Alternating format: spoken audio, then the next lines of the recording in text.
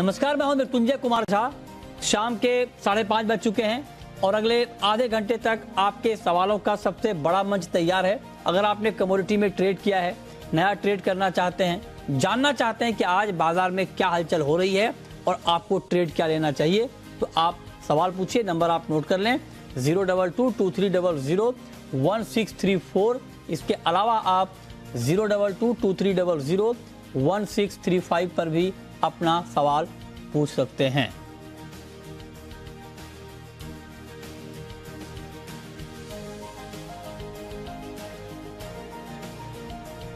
और आज की चर्चा में हमारे साथ 4 खास मेहमान जुड़ रहे हैं। हमारे साथ हैं अनुज गुप्ता, IIFL सिक्योरिटीज के, राजीव कपूर हैं ट्रस्ट लाइन के, संदीप बजोरिया हैं CEO हैं सनविन ग्रुप के, और सुधाकर देसाई हैं प्रेसिडेंट हैं IVPA के, Indian vegetable oil producers association के। आप सभी का बहुत बहुत स्वागत है। और चर्चा की शुरुआत सोने और चांदी के साथ, क्योंकि आप देखिए कि बुलियन में आज सेकेंड हाफ में गिरावट बढ़ गई और इनफैक्ट एक वक्त में चांदी का भाव करीब करीब 900 रुपये तक टूट गया था। अब हालांकि गिरावट थोड़ी कम हुई है, लेकिन अभी भी मार्केट में ऑलमोस्ट 600 रुपये के आसपास की गिरावट है गोल्ड में। और गोल्ड का भाव इस वक्त 70 रुपये के आसपास नीचे है। हालांकि 200-250 रुपये तक दाम आज इंट्राडे में गिरे हैं। तो गिरावट है बुलियन मार्केट में। सवाल ये है कि क्या ये गिराव, चूंकि डॉलर का इंडेक्स मजबूत हुआ था, उसका नेगेटिव इंपैक्ट हमने प्राइस के ऊपर देखा है, लेकिन क्या शाम के कारोबार में ये गिरावट और बढ़ सकती है? अनुज जी, यही सवाल आपसे। मृत्युंजय जी, गुड इवनिंग। देखिए, मॉर्निंग में एक हमने बाउंस बैक आता हुआ देखा था, उसके बाद थोड़ा करेक्शन आया, अगेन अब एक ऊपर की तरफ प्राइस आते हुए दिख रहे हैं। और अगर हम देखें तो 50-500 के आसपास गोल्ड का प्राइस ट्रेड कर रहा है और एमसी और इंटरनेशनल मार्केट में करीबन 1640 के ऊपर प्राइस ट्रेड करते हुए दिख रहे हैं। वहीं अगर सिल्वर की बात करें तो सिल्वर में भी एक लोअर लेवल से रिकवरी देखने को मिली है। 56,700 56,800 काफ़ी स्ट्रॉन्ग सपोर्ट था, जहां से हमने एक रिकवरी का ट्रेंड आते हुए देखा है। हमें लगता है कि सपोर्ट लेवल पे मार्केट ने टेस्ट किया है, वहां से रिकवरी है। तो इवनिंग सेशन में हालांकि थोड़ा वॉल्यूम डल रहेगा, बट मुझे लगता है कि यहाँ पर सपोर्ट के आसपास खरीदारी का ट्रेड लेना चाहिए। अगेन प्राइस अगर गोल्ड के 50,350 के आसपास मिलते हैं तो वहां पे खरीदारी कर सकते हैं। 50,100 का स्टॉप लॉस लगाएं, टारगेट 50,700 तक देखने को मिल सकता है। सिमिलरली सिल्वर के अंदर भी करीबन अगर प्राइसेस आपको नीचे डिप में मिलते हैं करीबन 56,700 56,800 के आसपास में, तो वहाँ खरीदारी का ट्रेड बना सकते हैं। 56,200 पे स्टॉप लॉस लगाएं, टारगेट 57,500 तक देखने को मिल सकता है। तो कहीं ना कहीं मार्केट थोड़ा सा रेंज बाउंड है, थोड़ा सा करेक्शन है, तो इस करेक्शन का फायदा उठाना चाहिए और हमें लगता है कि लोअर लेवल पे खरीदारी का ट्रेड गोल्ड सिल्वर में ले सकते हैं। ओके, तो आप कह रहे हैं कि गिरावट पर बुलियन में सोने चांदी में बाइंग का ट्रेड ले सकते हैं। आप एग्री करते हैं राजीव जी? आपको भी लगता है कि चूंकि मार्केट में गिरावट ठीक ठाक आ चुकी है, तो अब यहाँ से ज्यादा गिरने की गुंजाइश नहीं है? जो भी गिरावट है, जो भी कमजोरी है, ये बाइंग का ही मौका है। आप एग्री करते हैं इससे? गुड इवनिंग मृत्युंजय जी, काफी हद तक मेरा भी व्यू अनुज जी से मैच करता है, बट थोड़ा सा मुझे ऐसा लगता है कि अगर सोना 50,200 के सपोर्ट को तोड़ेगा तो वहां से एक ट्रेडेबल एक मोमेंटम मिलेगा इसको नीचे की तरफ जाने का, अराउंड 49,900 तक। तो 50,200 एक इम्पॉर्टेंट सपोर्ट है गोल्ड का। तो जब तक 50,200 नहीं ब्रेक करता, आई थिंक सेलिंग नहीं करनी चाहिए। 50,200 के नीचे ही सेलिंग करनी चाहिए। और जहां तक सिल्वर की बात है, सिल्वर में मुझे थोड़ा और वीकनेस लग रही है। आज दिन में जैसे मार्केट काफी 900 रुपए तक भी नीचे में गिर गया था और वहां से एक पुल बैक अभी भी आते हुए देख रहे हैं।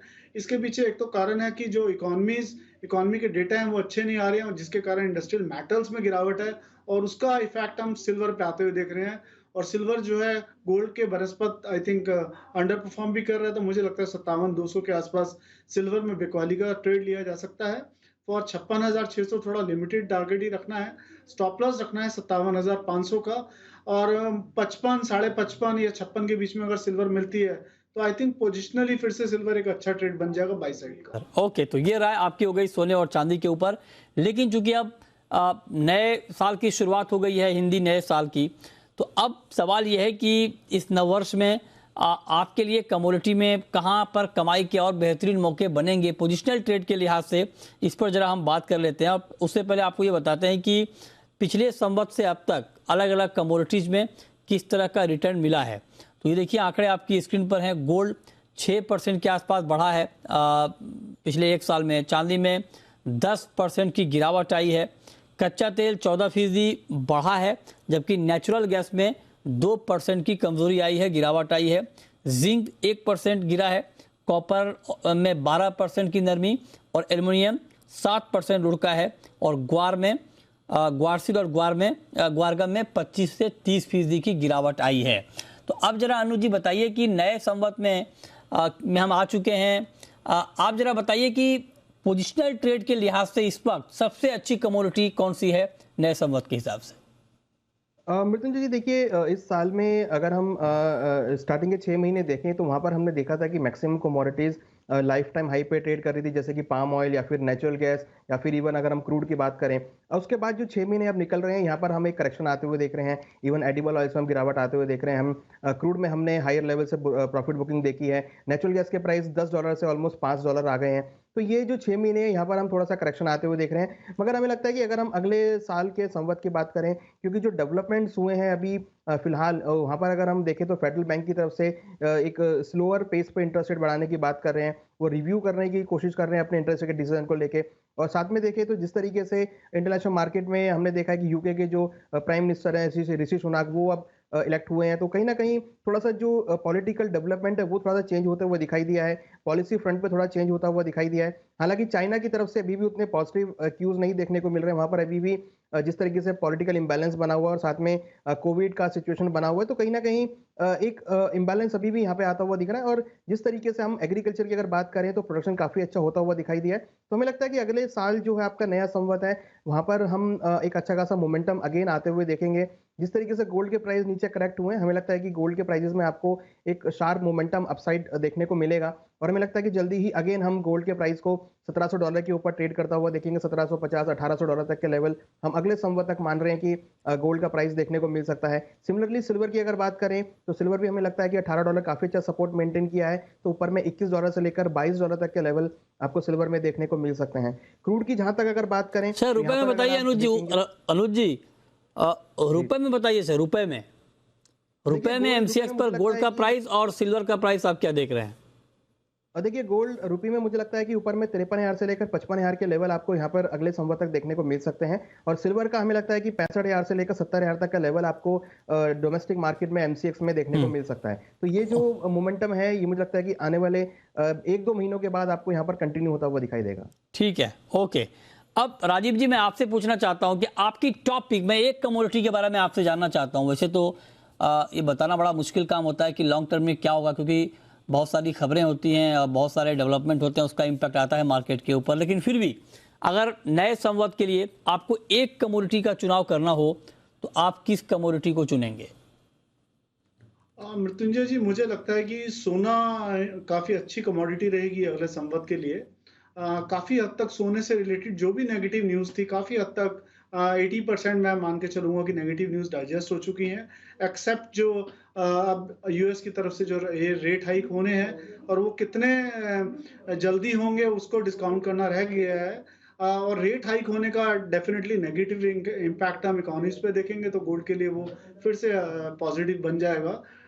तो मुझे लगता है कि गोल्ड अगर करेक्शन में 49,000 के बीच में मिलता है Indian market point of view से, तो आई थिंक बहुत अच्छे लेवल होंगे खरीदारी के लिए। और 48,000 के नीचे का इसमें स्टॉप लॉस रखना चाहिए। मैं समझता हूं कि एक ट्रेडेबल मूवमेंट जो है 52,000-53,000 तो इमीडिएटली दिखा सकता है 3-4 महीने में।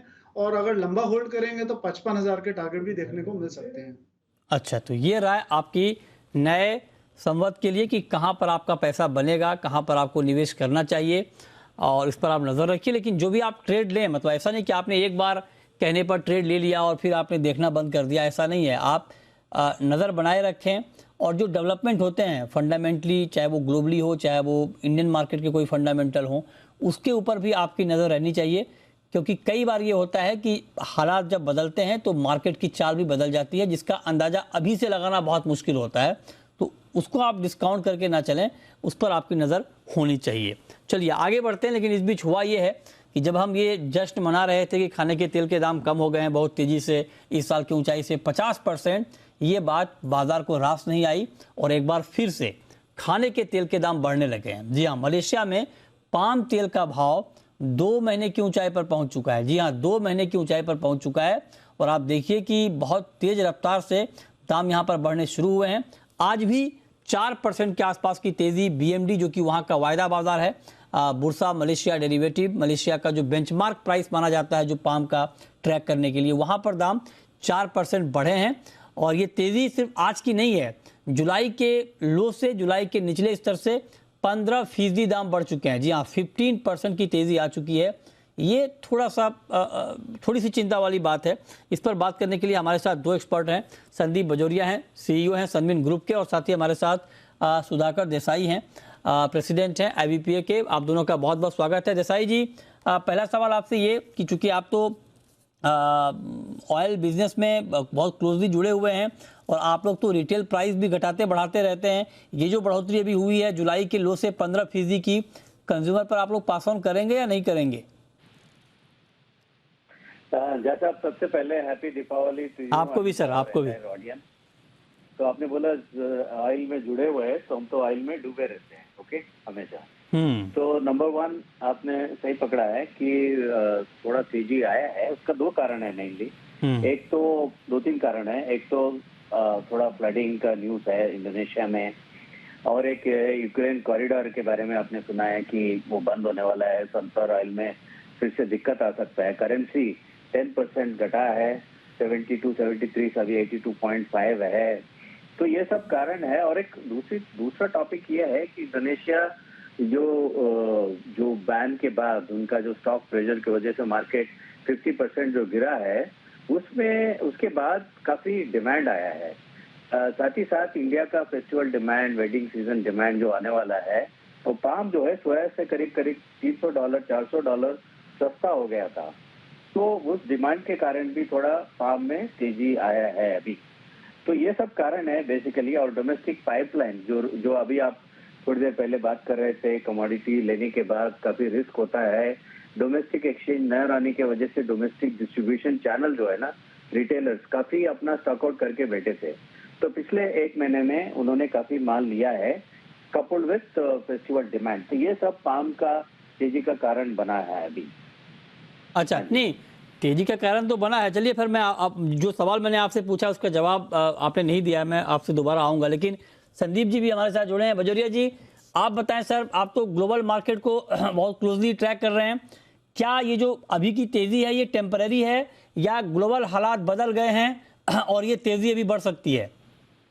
मृत्युंजय जी नमस्कार, happy Diwali to all of you. आपको भी सर। मेरे भाई सुधाकर जी भी आपके साथ जुड़े हुए हैं अपने साथ। उन्होंने जो बात कही बात वैसे ही है कि देखिए, market $2100 CNF crude palm oil India में बिक चुका था। वो $2100 का नीचे में बिका था $840, और वो $840 का आज हो गया है $1000। सो आप 2100 से 840 की गिरावट आप समझ सकते हैं क्या गिरावट है, कि पहाड़ से लुढ़का जमीन पे आ गया। और अब जमीन से थोड़ी उछाल वापस मारी है, जैसे डिमांड का भी सपोर्ट आया। इंडिया ने बहुत पाम तेल खरीदा, आप देख रहे हैं, हमने 2 महीनों में 10-10, 12-12 लाख टन एक महीने में पाम खरीदा है। तो हमारी पाइपलाइन जो खाली थी वो पूरी भर ली हमने, और हमारे पास विनफ क्वांटिटी पाम ऑयल अवेलेबल है। दीपावली में और फेस्टिवल में लोगों को अच्छी तरह से तेल मिला है, रीजनेबल रेट में मिला है। और अब किसानों का टाइम आ गया है। अब सोयाबीन सीड मंडी में आ रहा है, दीपावली के बाद और आवक बढ़ेगी, फिर कॉटन का भी प्रेशर बढ़ेगा, राइसबान का भी प्रेशर बढ़ेगा। 1-1.5 महीना लेट हो गए हैं सब क्रॉप, बिकॉज लेट बारिशें चल रही इंडिया में। तो अब जब प्रेशर बढ़ने वाला है नवंबर में डोमेस्टिक क्रॉप का, तो ऐसे समय, और हमारी पाइपलाइन भी भर गई है इम्पोर्ट से, तो हमें कोई दिक्कत नहीं है। थोड़ी प्राइस की रिकवरी अच्छा ही हो गई है। उससे सोयाबीन का दाम, आप इंदौर में थे सोपा के फंक्शन में, उस दिन बात हो रही थी कि भैया 4800 रुपये सोयाबीन का दाम हो गया। कुछ लोग कह रहे थे 4400 हो जाएगा, कुछ कह रहे थे 4000 हो जाएगा। तो लेकिन उसके जगह पे वापस सोयाबीन का दाम 5400-5500 हो गया है। तो किसान को सपोर्ट प्राइस से 10-20% ऊंचा दाम मिल रहा है, मार्केट फोर्सेस दे रहे हैं। इंटरनेशनल मार्केट के बढ़ने से ही ये हो पाया है, और वो सपोर्ट उस कारण से ही जनरेट हो पाया। तो ये तो इक्विलिब्रियम ऑटोमेटिक जनरेट हो गया मार्केट फोर्सेस से, कि भाई कि ये जो दाम बढ़े हैं ये किसानों के लिए अच्छा हुआ है, किसानों को अच्छा भाव मिलने में इससे मदद मिलेगी। बहुत मिल रही है सर। इसमें तो यही तो खुशी की बात है कि आज गवर्नमेंट को सपोर्ट प्राइस पे खरीदने की जरूरत नहीं है, मार्केट तो फिर ड्यूटी बढ़ाने की जरूरत नहीं है सर अभी, संदीप जी?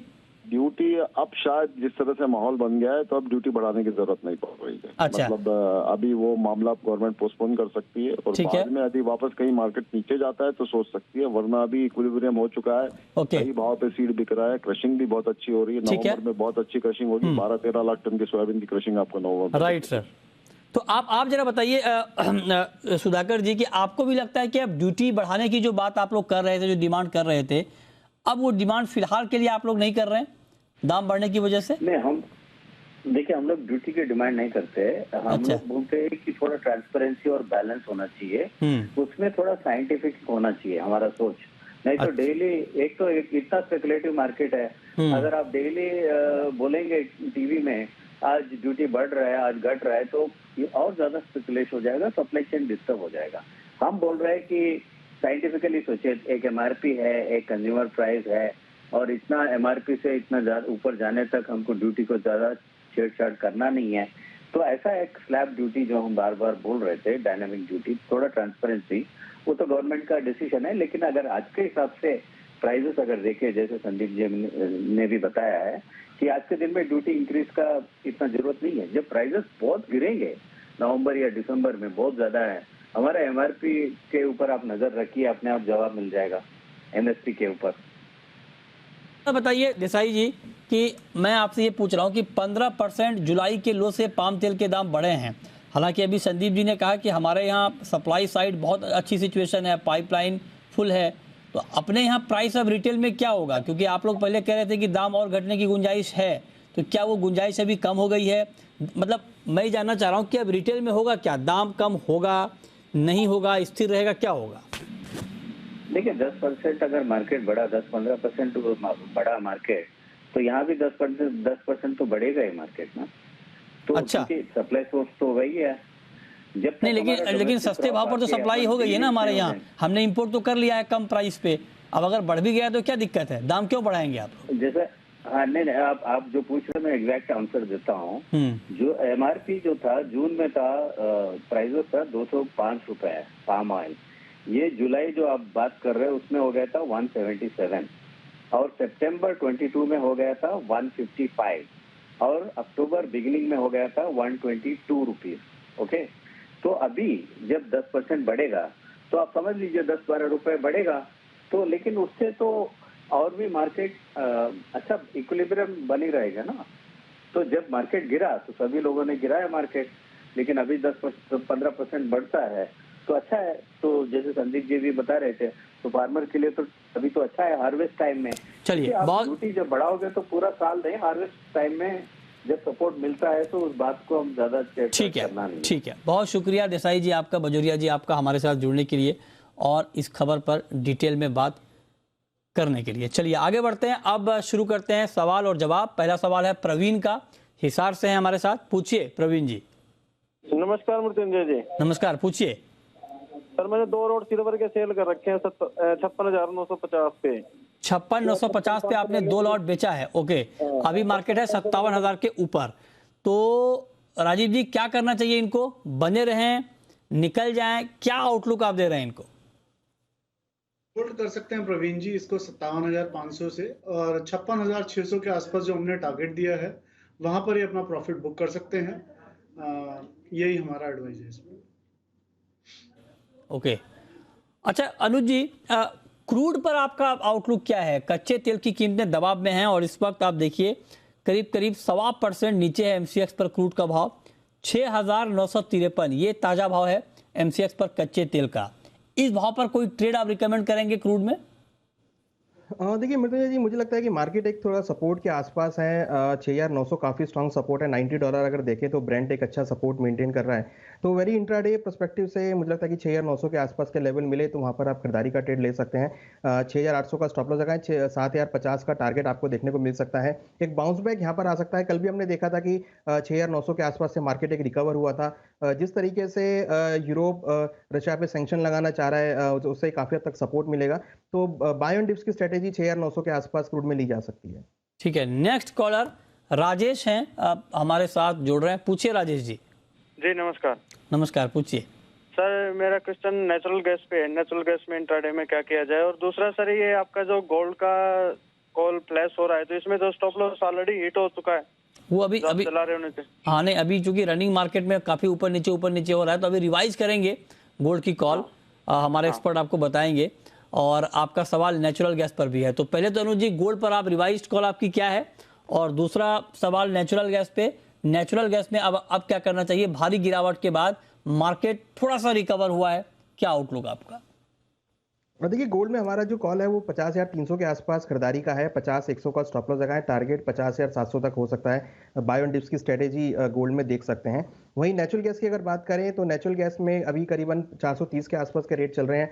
हमें लगता है कि नेचुरल गैस में ऑलरेडी काफ़ी करेक्शन आ चुका है, ऑलमोस्ट $5 के आसपास के लेवल्स हैं, तो ये एक बॉटम आउट के आसपास है, तो यहाँ पे खरीदारी कर सकते हैं। करीबन 420 के आसपास में 405 का स्टॉप लॉस लगाएं, टारगेट 445 तक हो सकता है, तो ये स्ट्रेटेजी आप नेचुरल गैस में बना सकते हैं। नेक्स्ट कॉलर विष्णु हैं आप हमारे साथ, पूछिए विष्णु। सर मेरा सवाल कॉटन केक पर है। कॉटन केक पर क्या ये मतलब दिसंबर तक 2021 रुपये हो सकती है? ओके, दिसंबर तक के लिए राजीव जी कॉटन सीड ऑयल केक कपास खली पर आपका व्यू क्या है?